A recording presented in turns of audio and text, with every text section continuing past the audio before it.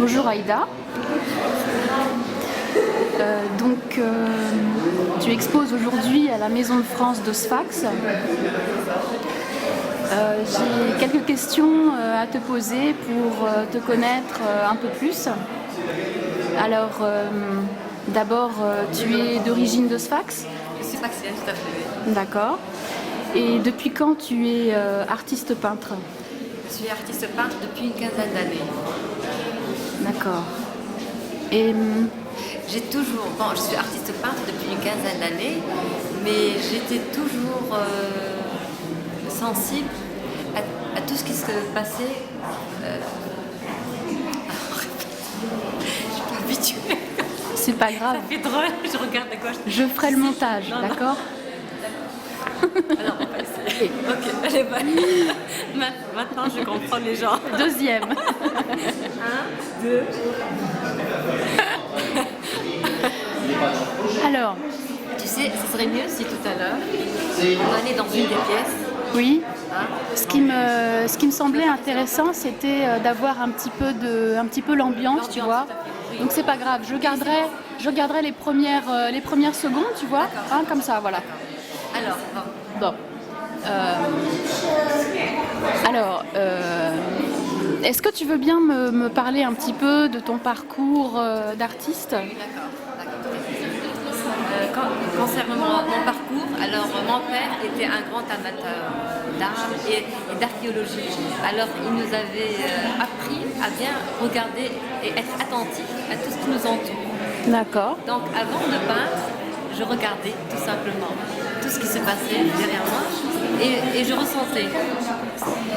Et après, vers l'âge de 20 ans, 22 ans, quand j'ai commencé à peindre, pour moi c'était une évidence. Donc, une évidence, la peinture. Il m'a fallu des années. Bon, j'ai peint plusieurs sujets, mais en général concernant toujours la mer. Je ne savais pas pourquoi. Au début, je faisais ça. Et puis j'ai compris le pourquoi. Ça m'a. Sfax est une ville côtière. Où il y a des centaines de kilomètres carrés de côte et malheureusement on ne voit ni la mer ni on ressent l'énergie qui se dégage. C'est une ville vraiment étouffée, qui a été étouffée politiquement depuis une cinquantaine d'années. Donc pour se baigner et pour voir la mer, on doit aller à 50 à 60 km de Sfax. Ça nous a toujours dérangés. Et d'ailleurs tous les Sfaxiens, pas seulement moi. C'est un sujet vraiment... C'est un sujet qui te tient à cœur. Oui, vraiment à cœur. D'où ce travail dans tes peintures? Merci beaucoup, merci. D'où ce travail dans tes peintures? Est-ce que ton travail tourne uniquement du thème de la mer? Pour moi, l'idée, ce n'est pas seulement la mer, et ce n'est pas l'image de la mer qui m'intéresse. Pas ça du tout, mais l'énergie qui se dégage de la mer, qui nous manque maintenant. Ils sont en train de dépolluer la mer. J'espère qu'on retrouvera cette énergie de ville côtière.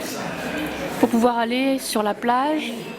Pour pouvoir respirer, pour pouvoir sentir la mer. Ah, j'espère aussi. Plutôt que de l'avoir simplement comme ça. D'accord.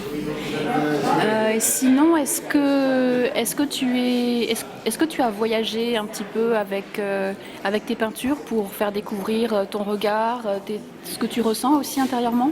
Oui, tout à fait. Alors, j'ai participé il y a 3 ans, en 2008, au Festival mondial des arts plastiques en Corée du Sud à Séoul. Et en octobre 2010, c'était au Théâtre des Folies Bergères à Paris. Et là, le cadre était magique. Vraiment, c'était une très très belle exposition. Et maintenant, il y a quelques mois, en octobre, c'était au Carrousel du Louvre. C'était une grande exposition. Il y avait à peu près 300 artistes par le monde qui étaient présents. Félicitations. Merci. Félicitations aussi pour ta belle exposition ici à la Maison de France de Sfax.